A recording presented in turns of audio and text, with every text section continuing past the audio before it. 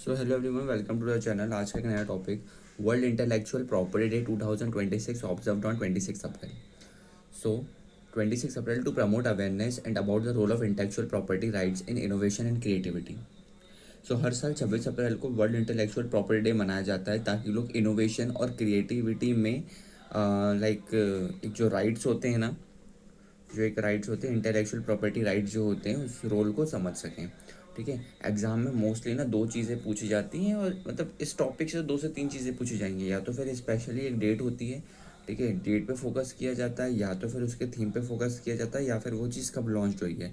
तो हम इन चीज़ पे ज़्यादा फोकस करेंगे। ओके, तो बात करते हैं नेक्स्ट ही, इसकी थीम क्या थी? Intellectual property and sports, ready set innovate, highlighting the connection between sports innovation and intellectual property.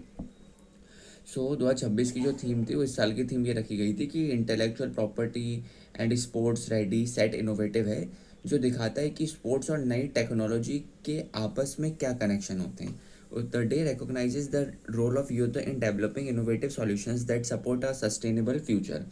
तो ये दिन युद्ध मतलब युवाओं के रोल को पहचानता है, कैसे वो नए सॉल्यूशंस निकाल कर एक बेहतर फ्यूचर बना सके। ठीक है, अब नेक्स्ट पॉइंट, ये इंपॉर्टेंट पॉइंट है।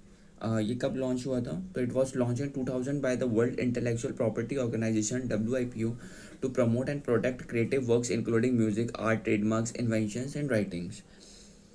सो इस दिन की शुरुआत साल 2000 में WIPO द्वारा वर्ल्ड इंटेलेक्चुअल प्रॉपर्टी ऑर्गेनाइजेशन ने की थी, ताकि म्यूजिक, आर्ट एंड इन्वेंशंस को प्रोटेक्ट किया जा सके। ठीक है, आगे पॉइंट देखते हैं। ये इतना ही टॉपिक मत देखना, देखो आगे के भी पॉइंट्स हम देखेंगे, मे बी वहाँ से भी कुछ इंपॉर्टेंट मिल सके, बट ऐसा एक्सपीरियंस मेरे हिसाब से तो वो तीन चीज़ बहुत इंपॉर्टेंट होती है। बट 3 पॉइंट और बचे हैं, वो और पढ़ा देता हूँ मैं आपको। उसके बाद से April 26 marks the establishment of the world intellectual property Organization convention.